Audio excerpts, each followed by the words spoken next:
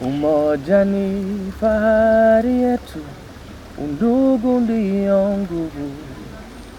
Chuki na ukabila hatutaki hata kamwe. Lazima tuungane, tuijenge nchi yetu. Pasiwe hata moja anayetenganisha. Naishi natumaini, najitolea daima Kenya.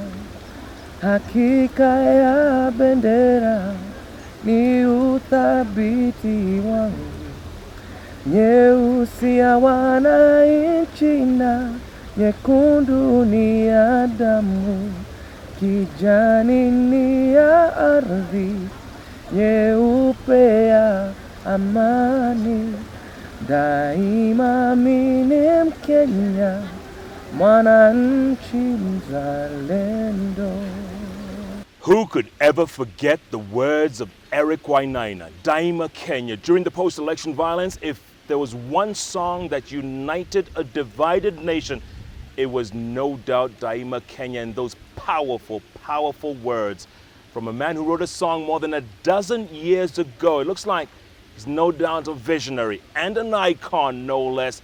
The one Kenyan icon that everybody talks about.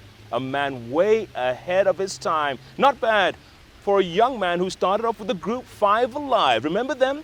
Chris, Bob, Eric, Joe, and Victor. Yes, and he went on to the prestigious Berklee School of Music in Boston, Massachusetts. Came back home, brought his music, is composing, is the name on everyone's lips when it comes to performance. He's taking it to a higher level, performing with the likes of everyone from Oliver Mtukudzi to his latest album with Baba Mal. I guess you did. I bet you thought I didn't know that. Eric Wainaina is no doubt the musical icon. My brother. Good to see you. Welcome to the show, man. Welcome to the bench. Thank you. Yeah, well done. You are hot. I mean, in a word, I wanted to say this at the beginning, but let me say it now. You're sizzling. Oh, well, thank you very much. But you're forgetting that a lot of this also comes from your influence as well. One thing that people you don't give yourself credit for is the play that you wrote. Was it, I think I was in 1986. Correct. No, 84. 84. It's only a matter of time. I was in Standard 6, my guy. Were you? Know? And I remember I was watching that thing. Yeah. And man, we were crying. You were crying? You know, we were just in tears. Yeah. A whole group of... It wasn't cool to be crying when you're sort of 10 years old, 11 years old with your buddies, you know. But we were bawling, man. And that actually...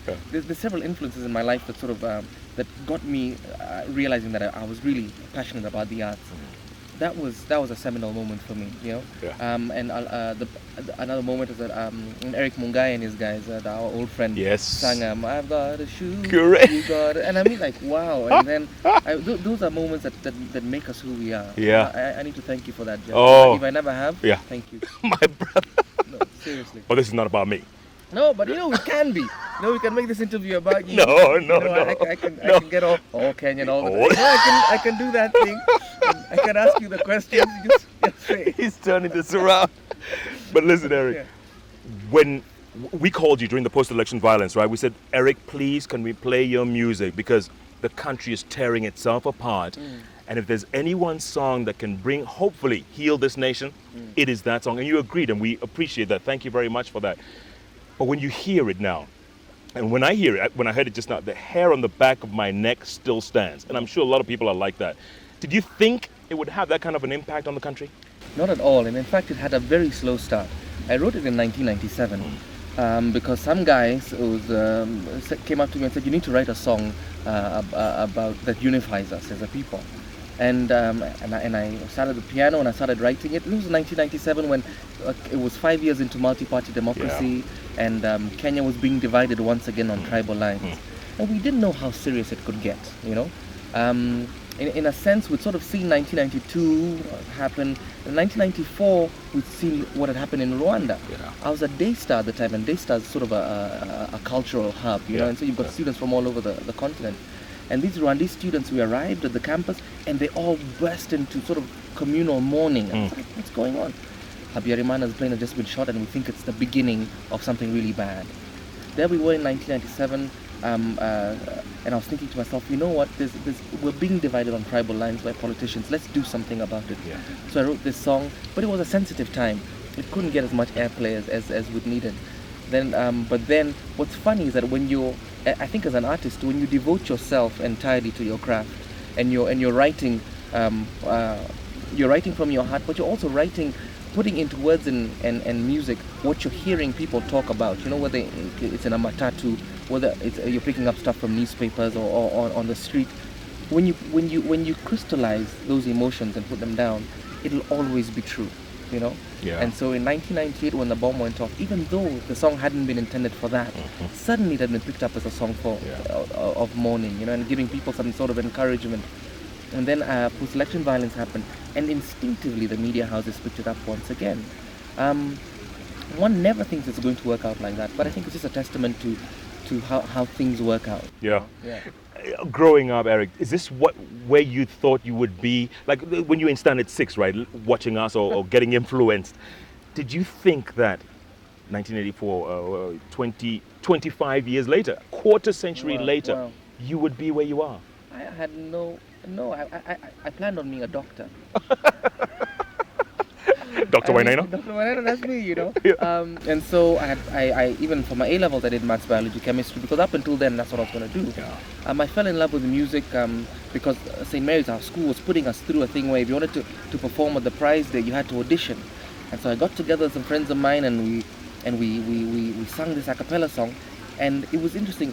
It started off with a solo, and then a second voice joins in, a third voice, and you know. And I was singing the second voice, and when I started to sing, I got completely sort of enthralled and sort of taken up by this experience. And I knew at that point that I was going to have to be on stage from that moment on, you know.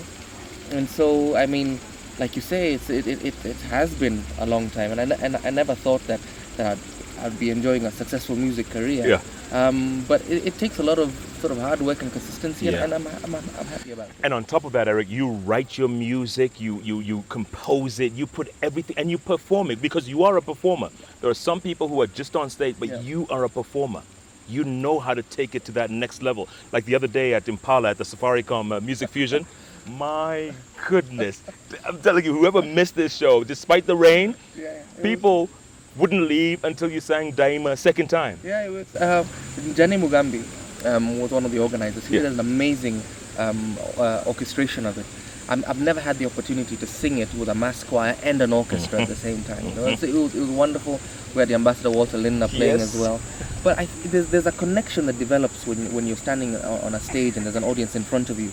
In fact, one of the things that I abhor the most when I'm playing a gig is a distance between me and the audience.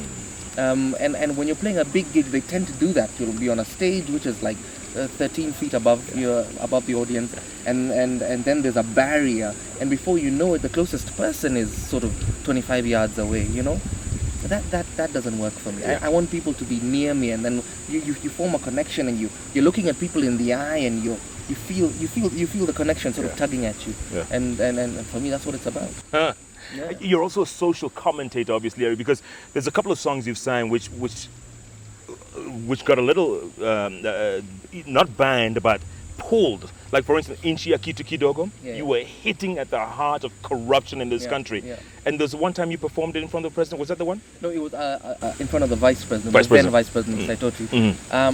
Yeah, the media stations were having a hard time playing that song, especially the national broadcaster. So there was a little sort of memo going around saying, look, DJs, if you play this song, then your job's in jeopardy, you know. Right. But then, because of the proliferation of sort of privately owned FM stations at about the same time, the song was getting its airplay. So sort of segueing into this performance that I did at the Kenya Music Festival, where then Vice President Saitoti was there. I got asked to go and play because I'm a past winner at the Kenya Music Festival. And so one of the things that the organizers were saying to all the young kids who were there was, look, if you take your music seriously, it's possible that you can make a career out of it, you know. And so there I was. They asked me, so what songs are you going to sing? I said, I'm going to sing Sawa Sawa and Inchi ya Kitu Kidogo. This is when I was off stage. Right. Then I go on stage and I sing the first song, everyone's happy, you know, and I'm there, and my dancers were doing their thing. So we started the second song, and then I see someone off the side of the stage, kind of beckoning me. Now this is it. The song has started, and then I'm thinking to myself, you know what? I'm not gonna stop singing because for whatever reason. Because that's the thing that first of all, I took it as a personal affront. As a performer, it doesn't matter. You have a 7-year-old over there reciting a poem. You don't stop the person in the middle of their recitation and start for whatever reason.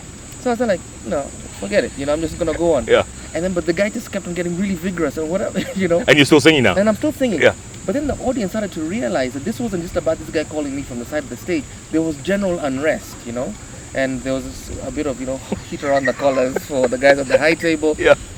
But then and then the audience started to sing the chorus because the song had been getting extensive airplay. Yeah. And I must admit, at one point I was beginning to get a bit jittery because bodyguards were beginning to sort of flex a bit. And I mean, not mine. I've never had a bodyguard, So so anyway, but I was at one point I must admit I was about to chicken out, But then my choreographer behind me was telling the dancers, dance hard, So I turned around and I saw these guys really giving it all their all. And I was like, I can't stop. Yeah. I can't stop. And the audience was urging me on. So we just went on to the end of the song. You sang the whole song? We sang the whole song. Huh. And then when we got outside the venue, these guys came up and said, Wainaina, and my brother, who was my manager then and even now, came and stood and said, Mimi, Yeah. And so, I mean, but we were all being dispatched in different vehicles and heading out, But the thing is this, one thing to say about that whole experience and sort of Kenya becoming sort of freedom of speech, we are sort of standing on the shoulders of those who've gone before, the Wahome Mutahis, the Professor Oyugis, the academics, the Railas, who were thrown into detention without trial, what we're enjoying right now is because of the work that has gone before. When Kitu came out, Ridiculous had been doing their thing as well, Yeah. and so that was the atmosphere that we were sort of operating in. That's incredible. It is. Performing with what we call the big gun, Oliver Mutukudzi and the like. How did that come about and what was it like? I mean, Oliver, I met him in 2002 at the Cora Awards. What had happened was, in my acceptance speech, I had mentioned that, look, the first time I ever heard about Oliver Mutukudzi was in 1990, when I was a student in the US. And I was asking myself, why is it that as a Kenyan, I'm hearing about this huge Zimbabwean star for the first time when I'm in America? And the complaint I was making was, look, there is just too much foreign media, as in the Latin soaps, the Britney Spears. I mean, who cares what Jessica Alba's wearing or whatever? Correct. You know what I mean? There's just too much of that. Yes. And what I was saying is that, look, let's put local first. Let's do regional, and But I'm not in any way advocating a ban of American music or whatever. I mean, where would we be without Stevie Wonder, for instance? True. But I mean, stuff like that. I think there should be a healthy balance. But what has tended to happen is that even though there hasn't been a political will to insist on there being more local content is winning out. A lot of media houses are feeling that people want to see their own people on TV. So whether it's a local soap or a local drama or a local talk show, people are interested in that kind of thing. Anyway, back to Oliver. I'm growing old, so I can, I had forgotten. So it's because you're older than me. Oh, exactly. So I met Oliver and I was like, look, we need to hear more music from guys like Oliver. So over the course of the next 2 or 3 years, we were in email and phone contact, and it just so happened that he was coming here for a festival. And so I sent him 3 songs and said, look, which one do you want? Do you think we can duet on? He said, okay, let's do this on this 21, sounds nice. And so he's a genius. He comes into studio, and in about 20 minutes he had the lyrics ready, in Shona. And I was slaving over these Swahili lyrics, and because it just shows his ease in the studio and everything was amazing. And he has this aura of just total relaxedness, and we've had the opportunity to perform the song live a couple of times on TV in South Africa and also the festival here. Right. He's amazing. Yeah. Yeah. As are you, my brother, as are you. But I want to talk more about that. And also, where do you want to take this, Eric? What's the next level of your music? Obviously, you're inspiring a whole new generation of Kenyans. Where do we want to take this? But first, we'll take a break. My guest today, he's still in his 30s and already a musical icon. Good grief. Eric Wainaina, the bench is the place to be, and he's lighting it up like a storm. He's come all the way from singing in choirs, going to school in the US, coming back, putting it all together. And he's one man who no doubt has united a nation. Now he wants to take it to the next level. Don't even think of going away. Capital Talk all this week is icons. Eric Wainaina up there, best of the best. Don't go away. We are back in a moment.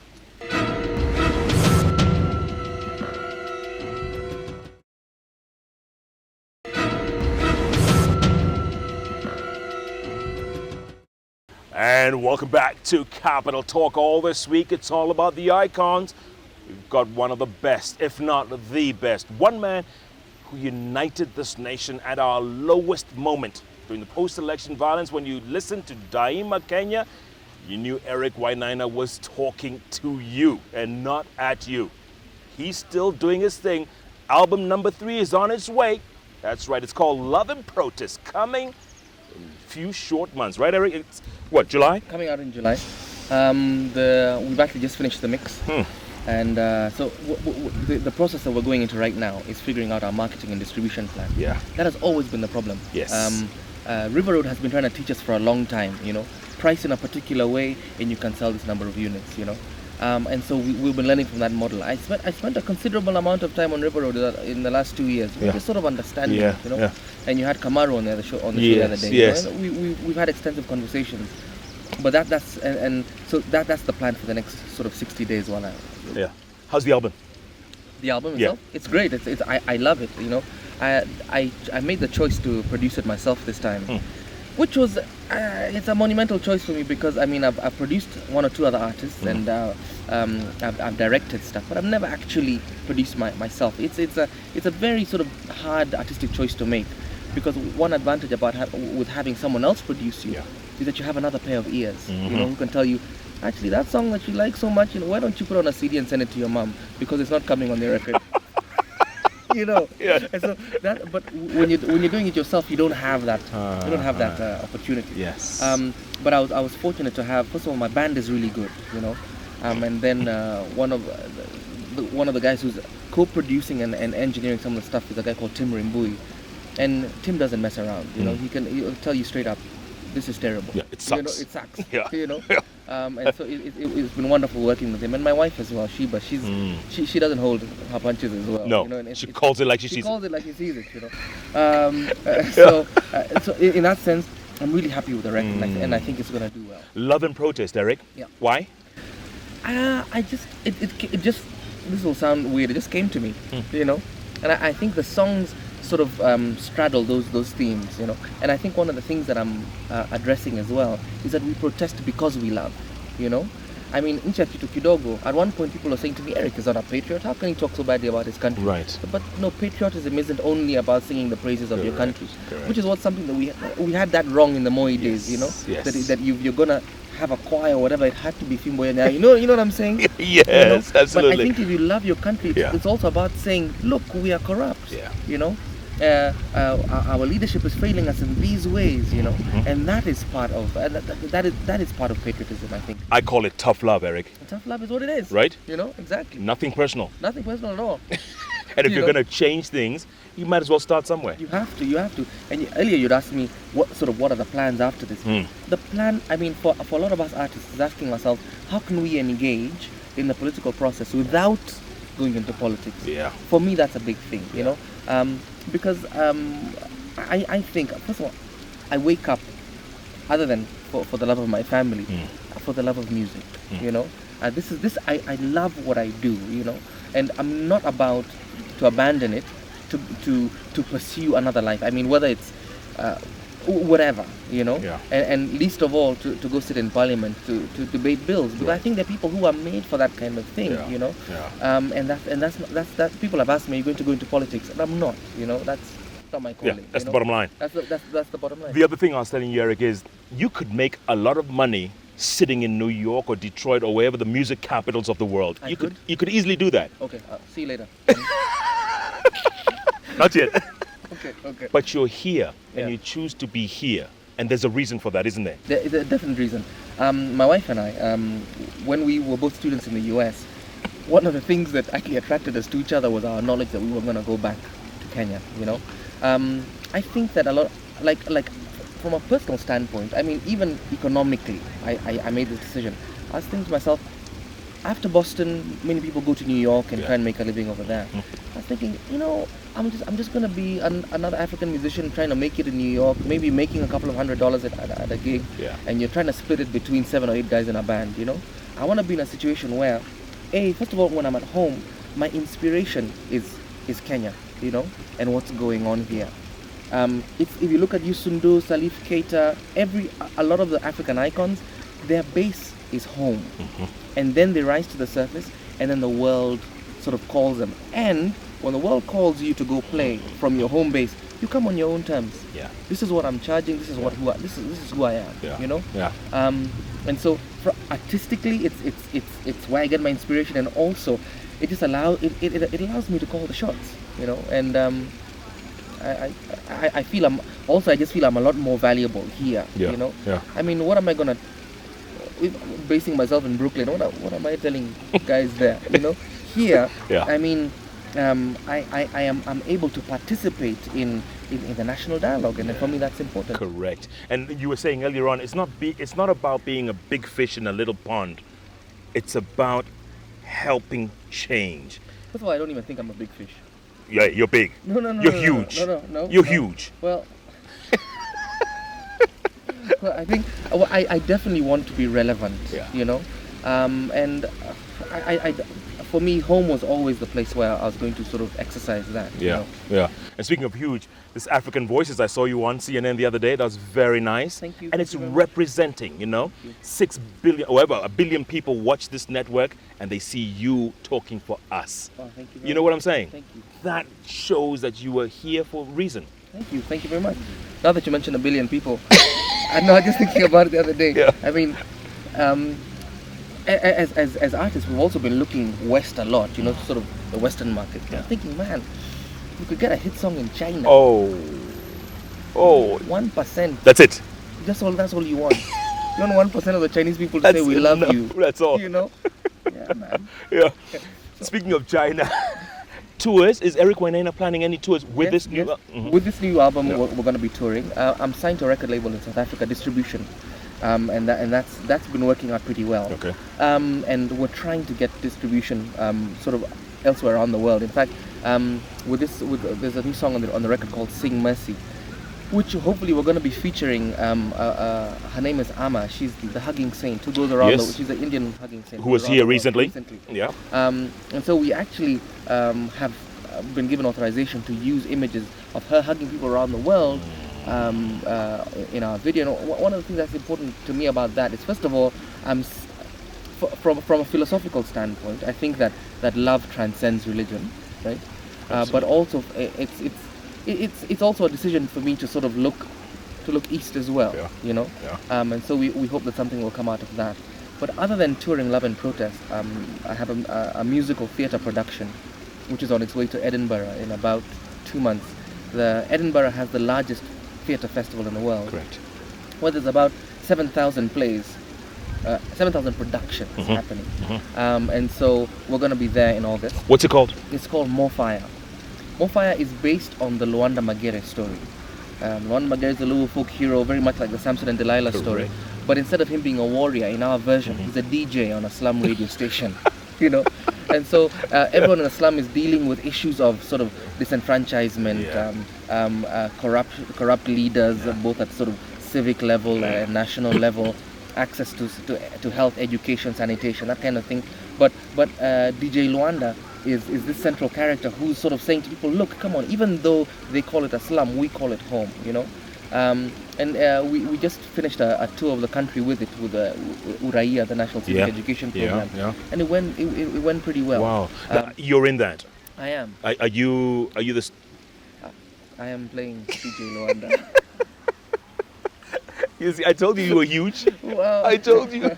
So that's going to be in Edinburgh. that's going to be in Edinburgh. How long? We'll play a month in Edinburgh. Wow. Yeah. Fantastic. So, yeah. The Baba Mal collabo. Yeah. Collabo, they call it, right? The collabo. Yeah. Collabo's right.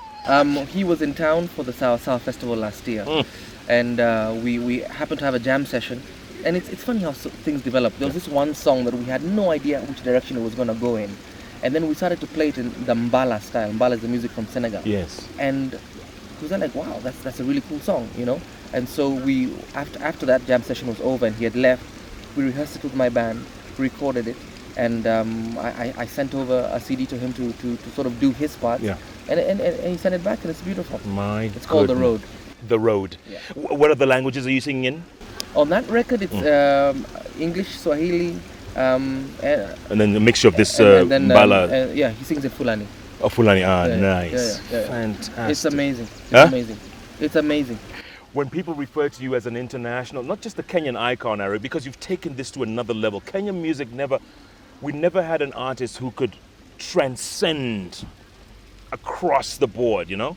And you're taking this one. How do you feel? How does that make you feel? Does that make you feel you're in the right place, right time? I'm in the right place and the right time, but I'm not the only person. I mean, the Juakalis, the Namelesses, just to sort of mention one particular genre, they're doing their thing as well and doing a pretty good job of it. You know, Wahoo just won a mama. Sure. You know, then there's the Afrofusion musicians like myself, Susanna Owio, you know, we're doing our thing as well, you know, and I think what it is that Kenyan music is coming of age, you know, and one thing I'd want to say to your viewers is just go out and see some live music, you know. We play at a club called Club Afrique every week, single Thursday, 52 times in a year, non-stop. Yeah. My goodness. Come check us out. Yeah. You know, you love it. It's affordable and we're always there. Club Afrique. And Museum Hill. Yes. Fantastic. Yeah. Bottom line, young men and women are watching you right now, Eric, and you obviously inspire a lot of people every single day. What do you tell them? What's the one piece of advice you would tell the young folks, the next generation out there? Well, for sure, education. Education is key. You know. One of the groups of people I'm talking to is guys who maybe want to go into the arts. You know, think that I'm a talented singer or a rapper or a musician. I don't need to go on education. No. One of the responsibilities of an artist is to impart what they know. You know, and education is you know, just one of the only ways of, you know. Correct. It's key. It's key. Yeah. I'd also want to encourage people to look beyond tribe. You know. Yeah.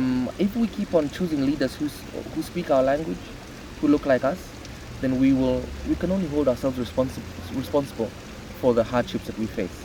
You know, I've said this before. If you've got a broken tap in your house and you want a plumber, you look for the best plumber.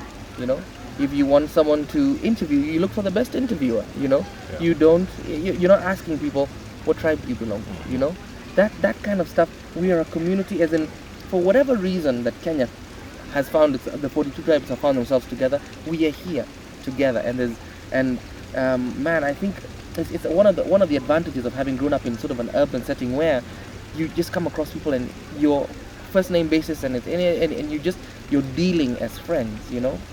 Tribalism has no place in a country that has any plans of going forward. Oh man, wise words, my brother. Thank you very much. Well Jeff. done, congrats, and keep it up, man. I will do. You're flying our flag. I know hope you so. are. I hope so. Eric Wainaina, good Lord. I thought I was just listening to a man way beyond his years. He's only in his 37, 36? 35. Why are you aging me, one? No, guess what? 35 years old, my goodness. True Kenyan African international icon. And he's so humble and modest. He says there are others who have done equally well, but I tell you, he's in a class by himself. Love and Protest, his third album coming out in July. Look out for it. Eric will, of course, be talking about it more as the date draws nearer. But this man, I tell you, his folks must be so proud, as is the rest of the country. The future of Kenya, right here on the bench. What a guest, what a show, what a week it's been on Capital Talk. If you're not watching Capital Talk, you're simply not watching television. It's available right here on the award-winning station, K24, where we are, as always, or Kenyan? All the time. Ingoma ni ya babangu, wimbo ni wa mzee wangu. Ye upenda twist, ye upenda rock and roll. Nadhani zinamkumbusha alipokuwa kijana na matumaini sawa na nchi changa uhuru. That's the guitar part.